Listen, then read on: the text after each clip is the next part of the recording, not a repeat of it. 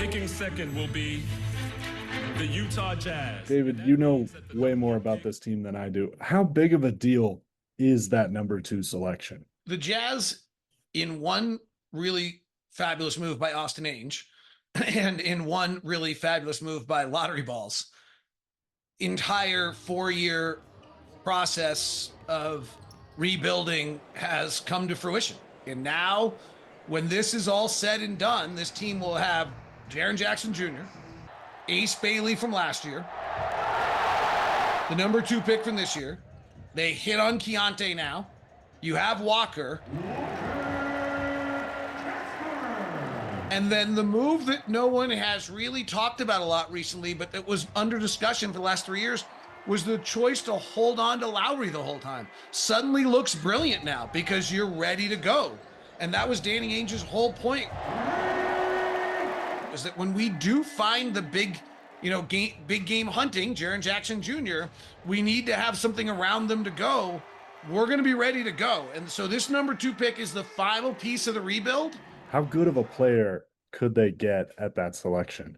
They could get something totally awesome, right? They could get a player that is in the top 10 in the NBA, quality player for the next decade. That's possible. Like if Darren Peterson hits and he's Shai Gilgeous-Alexander, you've got one of those players. That's a bucket. AJ DeBonsa adds an outside jump shot to his 6'9" frame, and he is one of the 10 best players in the NBA. Cameron Boozer is this incredibly unique player at his size and height.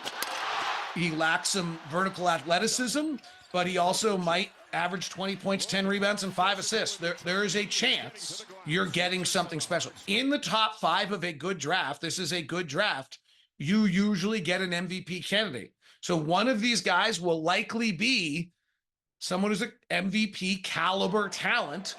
At some point, you will likely get a player that is in the top 20 of the NBA, and you'll probably get a player that's in the top 50. And you'll probably get one that doesn't make a rotation. So you hope you get it right. That's true. Well, the Ainges, Austin and Danny, have a good draft track record.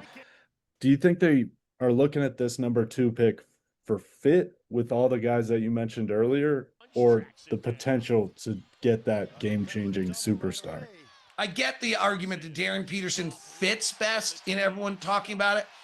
I also don't think fit matters. If you do this correctly, this is your best player in 5 years, unless Ace Bailey is.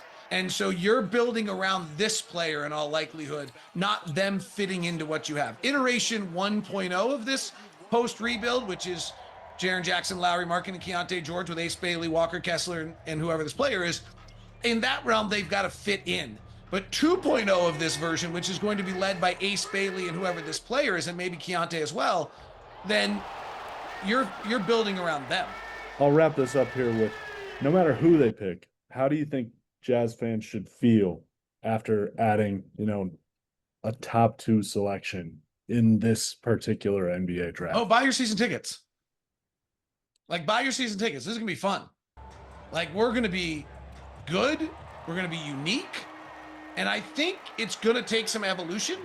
I think it's going to be fascinating to watch because our guys haven't played a game in a long time where it really mattered.